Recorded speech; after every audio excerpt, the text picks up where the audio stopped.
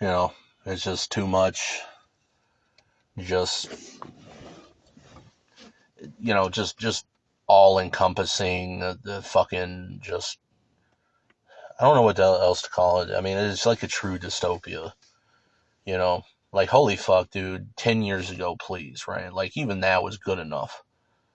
That you had really all the capability, but now it's like, and you see everybody scrambling for solutions. Like, dude, there aren't any. You know, what you think you found something, well, then they'll just get rid of that too. You know what I mean? And like for an example, Wicker Me.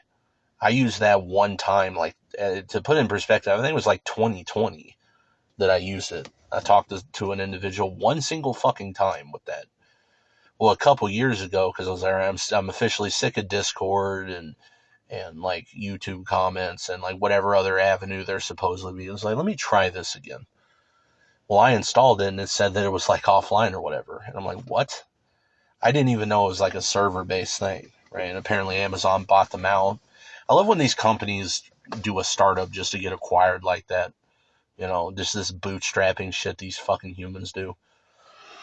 Like, who's old enough to remember 20 plus years ago when Netflix started as a service that would literally send you a fucking movie in the mail, right?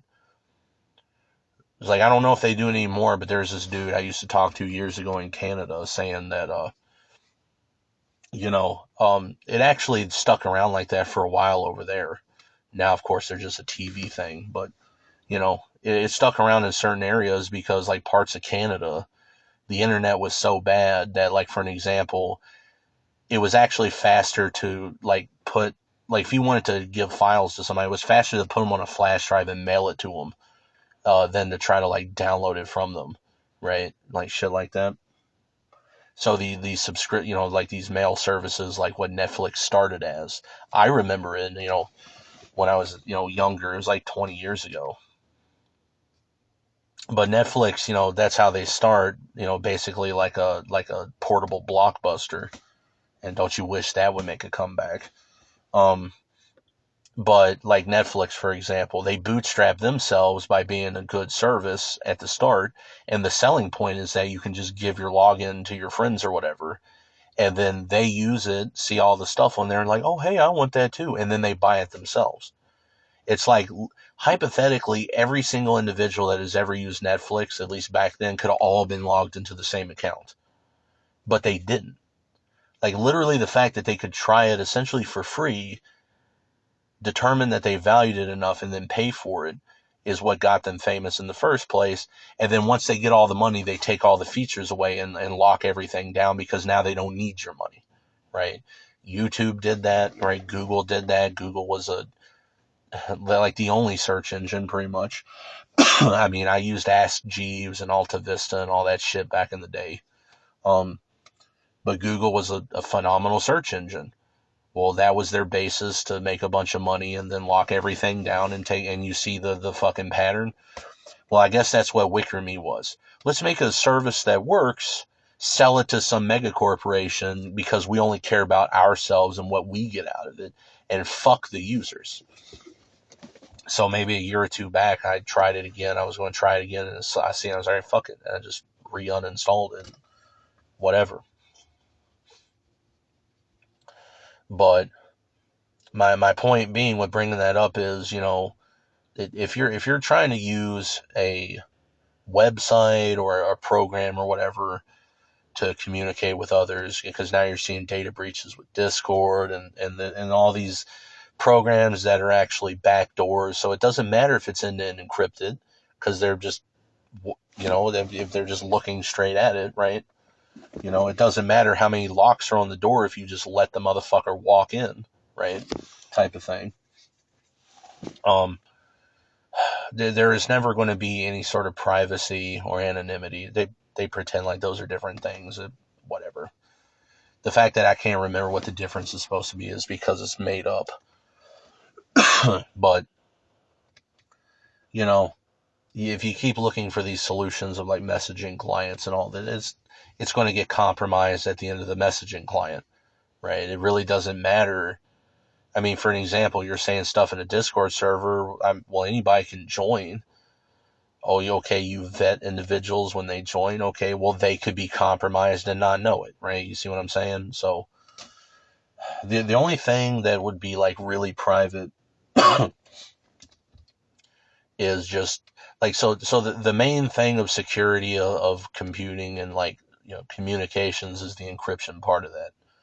And as I mentioned, Splinter Cell games before, I remember every time I play Pandora tomorrow, again, it's laughable at the level of the technology. Nowadays, they would just, oh, he's right there. Do they even say that in the game? They just see his cellular signal and, oh, there he is or whatever. Um, but the plot of the game is they can't kill him because he's like a literal dead man switch for some like terrorism stuff or like whatever. But my point is, like right at the start of the game, you get some data from a guy, I think it's Shetland, and then Grimm's daughter comments that, oh, it was PGP encrypted, real simple stuff. And it's like, no, PGP has never been broken. So it's a little bit more than pretty good protection or whatever the initialism stands for. But my point being is that any other aspect of the communication is just a means of facilitating the transmission of that point to, end-to-end encryption or point-to-point encryption. So anything that wants to compromise you will either try to break the encryption, which is basically never done because it's not necessary, because what they're really going to do is they're either going to do a man in the middle or they're going to be at one side or the other. They're either going to compromise the information before it's sent or they're going to compromise it after it's received. So they really don't even need the shit, right? It was like, again, the threat model. I know they love to use terms like that nowadays on discussions of this, but the threat model is that, a collusionary criminal human social group that's on the order of tens of millions wanting to murder you that bad is going to, like Snowden said, if they want me that bad, they'd find me, right? Yeah, the only reason Snowden never got an extraordinary rendition is because a few years in, the U.S. state decided that, oh, this wasn't as bad for us as we thought because fundamentally Americans don't give a fuck. So they kind of chilled out on it because they realized it didn't really matter. That was the worst scenario, right? That's actually a worser case scenario than if you had found out that he got, he was found having committed suicide by shooting himself in the back of the head 6 times, right? Or 7 times with a revolver. He reloaded once to make extra sure. That's how suicidal this guy was, If it was really that bad, he'd be dead right now. It's not like they couldn't. It's not like they can't figure out where he's at, right? So your threat model should really just be, I want to be left alone, and you can only do what you can do.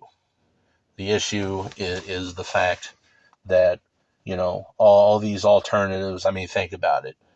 If one of these CompSec channels makes a YouTube video about some supposed solution, dude, YouTube is a government front. It's not like they don't already have the info. Remember, they voice analyze everything you upload and make a transcript out of it. So the moment Mental Outlaw talks about some supposed solution, the NSA is already aware of it. They'll take it. So they're the only real thing, if you want even remotely private communications, again, they'll pretend you would only want that if you're a criminal or whatever, because that's the narrative, that's the suit. Oh, think of the children. It's always bullshit like that. I was thinking about that. I keep thinking about that one Michael Jackson song because of that. The surveillance shit, but also the whole, they're all pedos shit. Every time, that one song, Man in the Mirror, but the way he says it, I always pretend it's like, the man in the middle, right? Yeah, the man in the middle. And it's fitting because they're all pedophiles, right?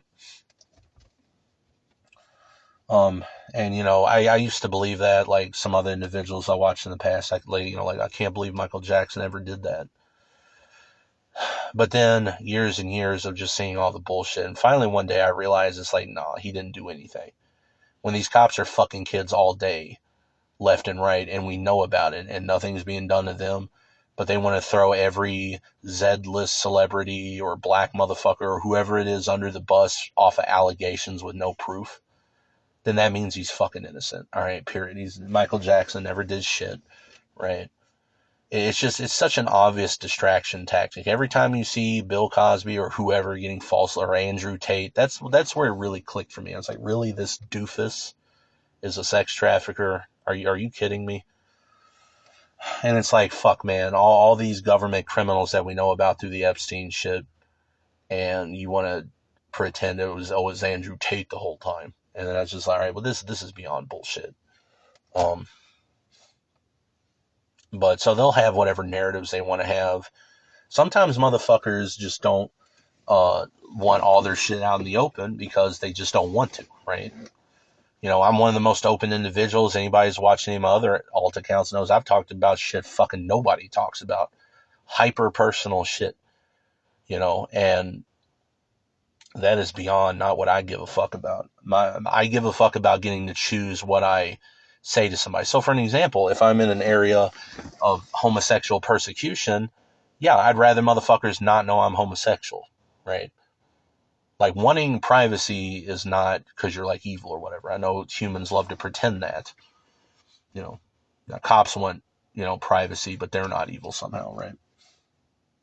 But to get back to my point, the part that matters on signal transmissions is the encryption. If you send a plain text or poorly obfuscated, it doesn't matter how you do it. And even if it's encrypted, if they can do, other shit to intercept it, the encryption doesn't even matter. But that's the best you have. So I think we're going to see shit go back to actually peer-to-peer stuff. And so basically, kind of like how it used to be in the past with like Skype and all that, except, the information is encrypted because it's not as bad as it sounds. Like, when I used to talk on Skype to motherfuckers, it's like, yeah, I could see their IP address. Well, here's the problem is that IP address does not tell you where they live. It tells you where the fucking, the internet, the node of the internet is, but it doesn't tell you anything else. Maybe that's, but my point is, like, what other options do you really have? I mean, even a scenario like that, okay, cool, you could log in somewhere else, right? Or do a sort of like personal VNC based kind of VPN thing like I talked about, right? I mean, fuck, public Wi-Fi protects you from that. Like, the reason they want you to log into public Wi-Fi's now, and it's been like this for 10 plus years, is because now that allows them to link specific traffic on the network to your computer specifically, right? So if there's a login page, that public Wi-Fi is no longer an anonymizing thing. But that's the best thing you have, is either talking to somebody, like connecting peer-to-peer, or some type of low-level messaging client that its whole like thing is not being well known about, because there really is security through obscurity. These computer guys on YouTube lying about it. If you're on XP, you're actually safer because motherfuckers are going to write viruses for the software people use, right? And I even seen people in the comment section say it's like, dude, I don't get anything with XP because none of the shit it won't even open up. You know what I mean?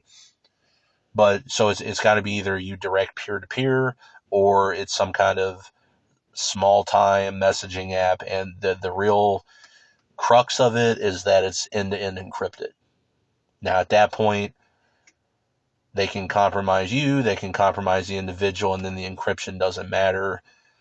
But I mean, at that point, they could do that with anything, right? No different than that one asshole trying to misrepresent Windows XP.